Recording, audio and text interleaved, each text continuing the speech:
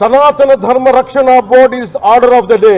ప్రతిసారి కూర్చోబెట్టి మేము డిఫెండ్ చేసుకోలేం. కనీసం మీకు కోపం కూడా లేకపోతే మేము ఏం చేస్తాం? ఆంధ్ర అనే భావన లేదు ఆంధ్ర వాళ్ళకి. ఎప్పుడు ఆంధ్ర భావన వస్తుందో తెలియదు. నా కులం ప్రాతిపదిక సరే కొంతకాలం వరకు జరిగింది. 2019 తర్వాత కులం కూడా పోయింది. ఇప్పుడు సొంత కులాన్ని కూడా వెనకేసుకురావట్ల. ఆంధ్ర భావన ఎలాగో లేదు. కనీసం కుల భావనను తెచ్చుకుని బాగు చేయండి రాష్ట్రాన్ని. నిజంగా మనస్ఫూర్తిగా అవుతున్నారు. నా కులం ఉంది, నాకెక్కడో మతం ఉంది.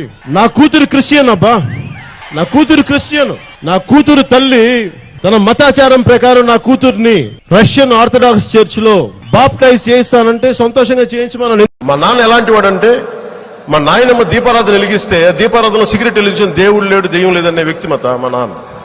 ఇది ఆడేది కొద్దిమంది రాజకీయ నాయకులు వాళ్ళు కూడా ఎక్కువ మంది ఆడేది కూడా హిందువులే చెప్తున్నారు. అసలు ఇలాంటి గొడవలు పెట్టింది హిందూ నాయకులు తప్ప మిగతా నాయకులు చేయరు.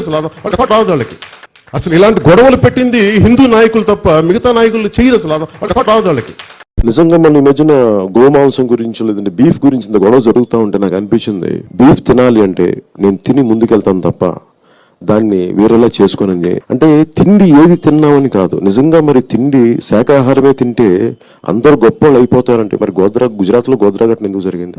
నాకు ఎందుకు జీసస్ క్రైస్ట్ ఇష్టమో చెప్తాను. ఒకసారి ఇక్కడ నా డైరీలో రాసుకున్నాను. నా పెద్ద కొడుకు పడిపోయాడు. వాడు ఇంత వయసుప్పుడు పడిపోతే వాడు మోకాళ్ళకి రక్తం వచ్చింది. వస్తే నాకు మోకాళ్ళు నొప్పి వచ్చేసినాయి. నాకు అప్పుడు నాకు గుర్తొచ్చింది మేరీ మాత గుర్తొచ్చింది. నాకు ఇష్టమైన ఎర్నెస్టో చె గెవేరా పుట్టినరోజు. రాజకీయాల స్ఫూర్తిని, పోరాట స్ఫూర్తిని తెలియజేసిన మహానుభావుల్లో ఎర్నెస్టో చె గెవేరా అతను నాకు స్ఫూర్తి. ఇప్పుడు మీరు చెప్పిన నా గడ్డం పెంచుకుంటే నాకు నిజంగా ఆనందిస్తుంది. నేను నిజంగా ఇది మనస్ఫూర్తిగా పెట్టుకున్నాను. ఇది నాకు ఇష్టంతో పెట్టుకున్నాను.